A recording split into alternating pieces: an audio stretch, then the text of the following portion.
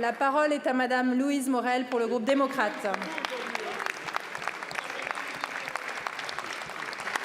Merci Madame la Présidente, Mesdames et Messieurs les ministres, chers collègues. Ma question s'adresse à Bruno Le Maire, ministre de l'Économie, des Finances et de la Souveraineté industrielle et numérique. Monsieur le ministre, tout d'abord, je tiens à saluer, au nom du groupe démocrate, l'action du gouvernement face à cette crise énergétique d'une ampleur exceptionnelle. C'est au total plus de 53 milliards d'euros que l'État a engagés pour protéger les Français, via le bouclier tarifaire sur les prix du gaz et de l'électricité, mais également avec le chèque énergie de 100 €, dont près de 6 millions de foyers sont bénéficiaires, ou encore par les mesures de soutien des ménages se chauffant au fioul. Sans ces mesures, la facture des Français aurait augmenté de plusieurs centaines d'euros par mois. En revanche, pour les professionnels, si des dispositifs d'accompagnement sont prévus, les critères d'accès à ces aides sont vraisemblablement trop restrictifs.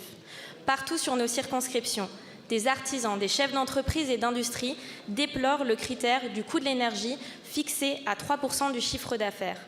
Mais d'autres critères restreignent également fortement l'accès aux aides. Le critère du doublement du prix de l'énergie sur la période concernée ou encore celui de l'excédent brut d'exploitation qui doit être négatif. Face à cette situation, les entreprises n'ont que peu d'options. Soit elles répercutent les coûts sur leur prix de vente et donc sur le portefeuille des Français, quitte à prendre le risque de perdre une partie de leur clientèle, ou alors elles baissent leurs marges pour supporter elles-mêmes ces coûts, mais combien de temps cela peut-il durer? Ma question est la suivante. Monsieur le ministre, que comptez-vous mettre en place pour permettre à nos entreprises de passer l'hiver? Un assouplissement des critères d'accès aux aides est-il prévu? Je terminerai ce propos en soulignant que notre action collective a permis à nombre d'entreprises de surmonter la crise sanitaire. Soutenons-les aujourd'hui plus que jamais pour que cette nouvelle crise n'ait pas raison d'elle. Je vous remercie. Je vous remercie. La parole est à Monsieur Roland Lescure, ministre chargé de l'Industrie. Madame la Présidente, Mesdames et Messieurs les députés, Madame la députée Louise Morel, merci pour votre question qui rejoint un certain nombre d'interpellations de vos collègues sur tous les bancs qui nous interpellent régulièrement sur le fait que oui, les entreprises aujourd'hui font face à des hausses extrêmement importantes du prix de l'énergie auxquelles nous devons faire face et sur lesquelles nous devons agir. Commencer peut-être par excuser l'absence de Bruno Le Maire qui justement est à Luxembourg aujourd'hui dans le cadre d'un conseil ECOFIN pour négocier les paramètres des aides d'État qui nous permettront à la fois d'amplifier et de simplifier le plan de soutien aux entreprises dites énergo-intensives qui, vous l'avez dit aujourd'hui, sont trop restreints et nous empêchent de rejoindre finalement les entreprises qui en ont réellement besoin. Le gouvernement avait déjà mis en place un certain nombre de mesures depuis un an, avec de l'avance, y compris pour les entreprises, mais il faut reconnaître que la hausse des prix cet été, la forte hausse de la volatilité, a renforcé les contraintes sur les entreprises et nous devons donc agir.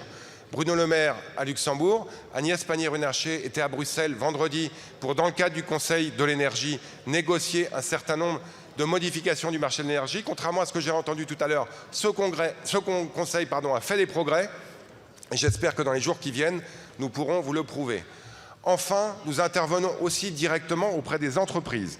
J'ai demandé personnellement aux représentants de l'État dans les régions, les fameux CRP, les commissaires aux restructurations et à la prévention, d'être aux côtés des entreprises, de nous faire remonter les cas particuliers pour que nous puissions les accompagner, soit en les aidant à négocier avec les fournisseurs d'énergie, soit parfois en rééchelonnant leurs prêts. Et oui, et on les regardera tous, c'est l'objectif de ces commissaires. Et puis, dernier point important, je voudrais finir par un message de solidarité nationale. Notre industrie, elle nous appartient à tous et à toutes. Madame la Première ministre l'a dit, nous réunissons demain les fournisseurs d'énergie avec Bruno Le Maire, avec Agnès Pannier-Runacher et avec Olivia Grégoire, de manière à ce qu'eux aussi fassent une partie des efforts pour soutenir l'industrie. Les donneurs d'ordre doivent en faire autant, les distributeurs doivent en faire autant. Nous les avons réunis avec Marc Fesneau pour que l'industrie agroalimentaire ne soit pas une victime. Merci.